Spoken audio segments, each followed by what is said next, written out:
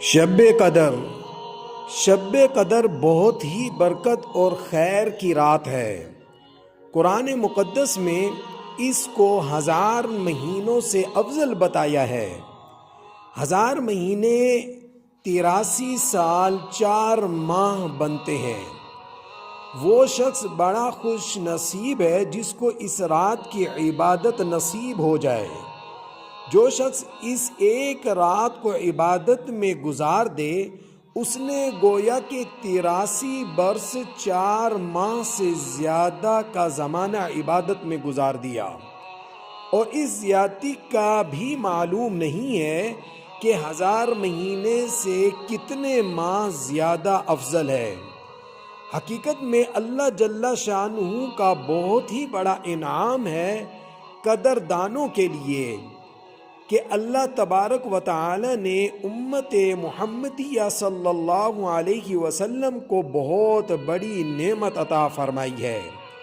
اس سے پہلے ایسی فضیلت والی رات کسی امت کو نہیں ملی۔ اب آپ اندازہ لگائیے، شب قدر سال کی افضل ترین رات ہے۔ اب کس طرح؟ دیکھیے، یہ ایک رات 83 سال کی عبادت سے افضل ہے، اور اس کا 1 گھنٹہ 9 سال کی عبادت سے افضل ہے، اور اس کا 1 منٹ 55 دن کی عبادت سے افضل ہے، اور اس کا 1 سیکنڈ 22 گھنٹوں کی عبادت سے افضل ہے۔ لہٰذا ہر سیکنڈ سے فائدہ اٹھائیں، اور اخیر عشرے کی طاق راتوں میں اللہ کا ذکر، قرآن کی تلاوت، استغفار کی کثرت، تہجد، اللہ کا ذکر، صدقہ اور خیرات اور خوب دعاؤں کا اہتمام کریں۔ اب یہاں پر یہ پوچھا جاتا ہے کہ شب قدر جو ہے اس رات میں ہوتا کیا ہے؟ یاد رکھیے، ایک حدیث میں آتا ہے کہ اس رات میں جو لوگ نوافل پڑھ رہے ہوتے ہیں، عبادت کر رہے ہوتے ہیں، اللہ کا ذکر اور اذکار کر رہے ہوتے ہیں، تو حضرت جبرائیل امین علیہ السلام ان کے اوپر اپنا پر پھیرتے ہیں، اور جن لوگوں پر حضرت جبرائیل امین علیہ السلام اپنا پر پھیر دیں وہ جنت میں داخل ہوں گے۔ اور اسی طرح ایک اور حدیث میں آتا ہے کہ جو اس رات عبادت میں ہوتے ہیں، نوافل پڑھ رہے ہوتے ہیں، ذکر و اذکار کر رہے ہوتے ہیں، قرآن کی تلاوت کر رہے ہوتے ہیں، تو فرشتے ان لوگوں سے مصافحہ کرتے ہیں، سلام کرتے ہیں۔ سبحان اللہ! یہ دیکھیں اس رات کی کتنی بڑی فضیلت ہے۔ اب بہت سارے لوگ یہ بھی پوچھتے ہیں کہ اس رات کی پہچان کیا ہے؟ تو جو روایات میں آتا ہے کہ اس رات کی پہچان یہ ہے کہ شب قدر صاف اور شفاف، چمکدار اور کھلی ہوئی ہوتی ہے۔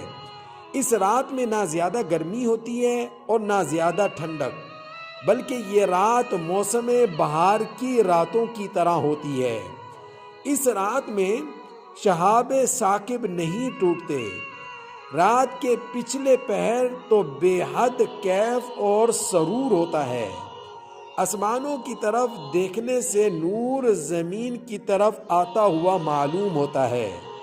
نیز یہ بھی علامت ہے کہ شب قدر کے بعد والی صبح، یعنی جب اگلا دن آ رہا ہے، تو اس دن کی جو صبح ہے کہ سورج میں تیزی نہیں ہوتی۔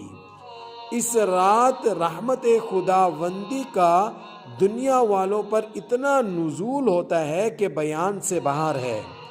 ایسی رات میں اہل ایمان کا دل قدرتی طور پر عبادت کرنے کو چاہتا ہے، اور کہا جاتا ہے کہ اس رات میں جو کھارا پانی ہوتا ہے سمندروں میں وہ میٹھا ہو جاتا ہے، اور جو اس کا دن ہوتا ہے وہ اتنا سخت نہیں ہوتا۔ اس کا جو سورج ہوتا ہے اس میں تپش نہیں ہوتی، وہ دن بھی نہایت اچھا اور گرمی والا نہیں ہوتا، اور اس میں ہلکی ہلکی ہوا بھی چلتی رہتی ہے۔ تو یہ شب قدر کی کچھ علامتیں بھی بیان کی گئی ہیں، اس کی رات کی اور اس کے دن کی۔ تو ہمیں چاہیے کہ رمضان المبارک کے اخیر جو طاق راتیں ہیں، جو 5 ہیں، ان میں جا کر اللہ رب العزت کی عبادت کریں اور ان ساری نعمتوں کو حاصل کر لیں۔ اللہ رب العزت مجھے بھی اور آپ کو اس پر عمل کرنے کی توفیق عطا فرمائے۔